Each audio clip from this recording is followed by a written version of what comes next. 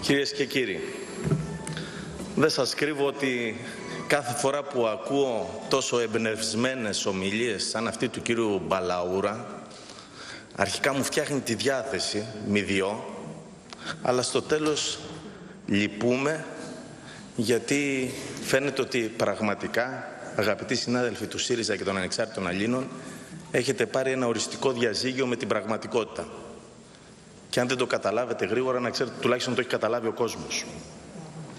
Ο προϋπολογισμός λοιπόν του 2017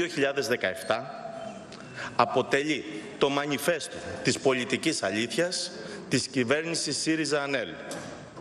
Μετά τις δικαιολογίες και τα ελαφρυντικά του περσινού προϋπολογισμού, έχουμε πλέον αποτυπωμένη σε χαρτί την κατάρρευση των κόκκινων γραμμών σας, την εξασθένιση ή και αναστροφή των κοινωνικών προσήμων που υπερήφανα θα βάζατε στις πολιτικές σας αποφάσεις, το πραγματικό πρόσωπο της δήθεν αριστερής στρατηγικής σας.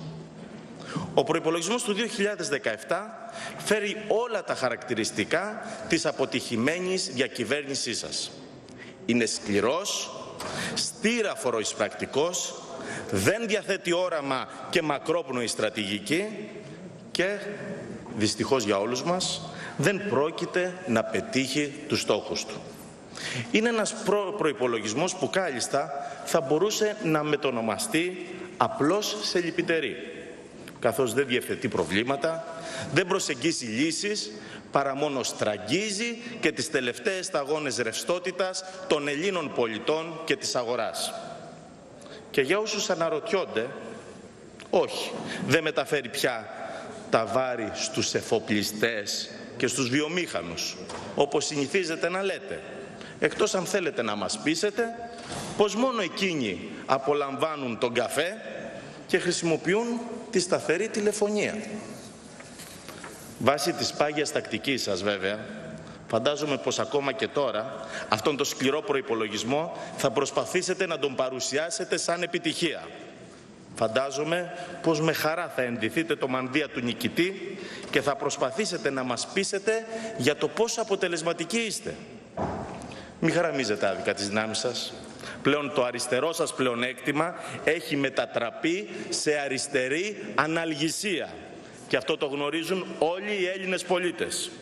Γιατί ακόμα και αν δεν καταλαβαίνουν αποδείκτες και νούμερα, βιώνουν την ανικανότητά σας κάθε μήνα που παίρνουν τη σύνταξή τους πετσοκομμένοι, κάθε φορά που το καλάθι της νοικοκυράς χρειάζεται περισσότερα χρήματα για να γεμίσει, κάθε φορά που επισκέπτονται ένα υποκατάρρευση νοσοκομείο.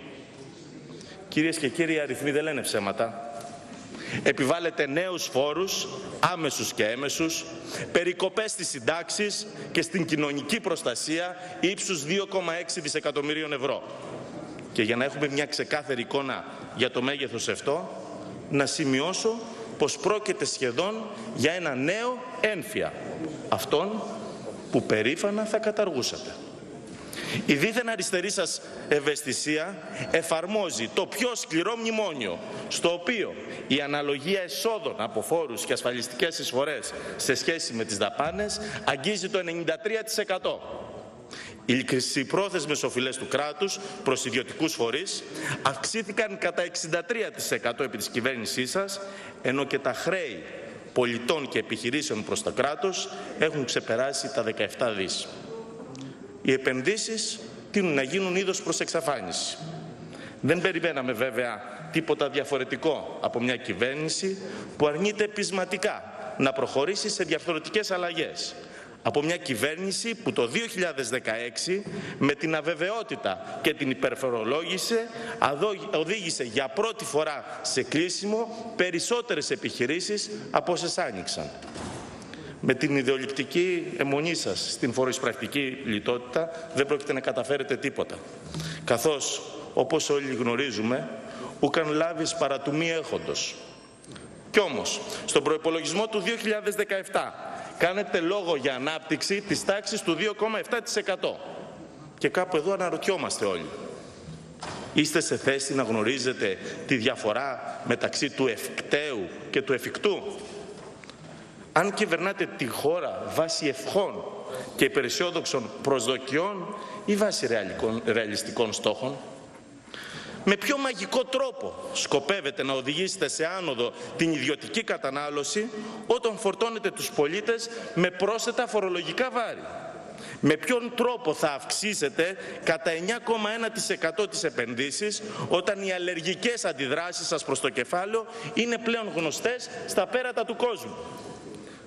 Ακόμη και αν πρέπει να παραδεχτούμε βέβαια πως επιδείξατε ιδιαίτερη ικανότητα στο να ψυχολογήσετε, να χειραγωγήσετε και να κεφαλοποιήσετε το λαϊκό αίσθημα στις προηγούμενες εκλογικές αναμετρήσεις, οι γνώσεις σας στην ψυχολογία της αγοράς παραμένουν κάτω του μετρίου.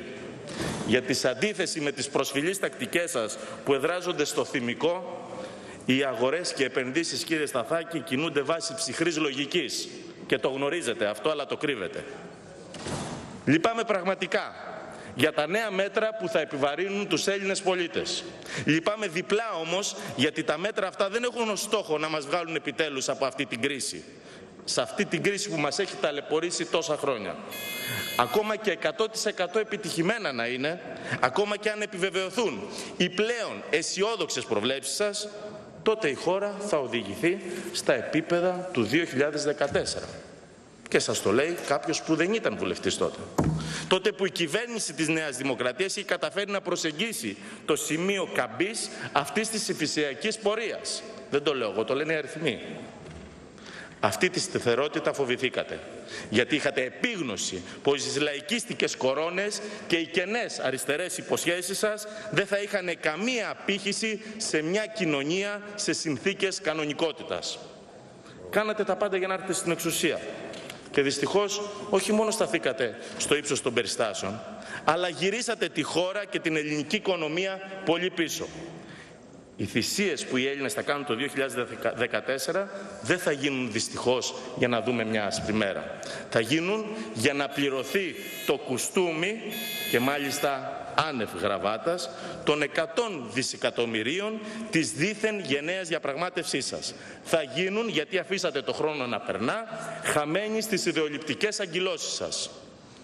Η Νέα Δημοκρατία, ως μόνη δύναμη ευθύνης του τόπου μας, καταψηφίζει τον προϋπολογισμό και αντιπαραθέτει ρεαλιστικές και εφαρμόσιμες προτάσεις που μπορούν να φέρουν αποτελέσματα και να οδηγήσουν την πατρίδα με σταθερά βήματα προς την ανάπτυξη και την ευημερία. Και όχι, εμείς δεν διαθέτουμε κανένα μαγικό ραβδί, ούτε περιμένουμε κάποιον να απομηχανίσει Θεό. Η επαγγελματική μας καταξίωση, η εμπειρία ζωής και η όρεξη για δουλειά είναι τα δικά μας δυνατά σημεία. Και σύντομα ο ελληνικός λαός θα μας δώσει την ευκαιρία να τα αξιοποιήσουμε. Σας ευχαριστώ πολύ. Ευχαριστώ. Μέχρι να συνοηθώ με τον κύριο Κακλαμάνη πάνω στην αιτίαση που προβάλλεται, να προχωρήσουμε στον κύριο Κούζη.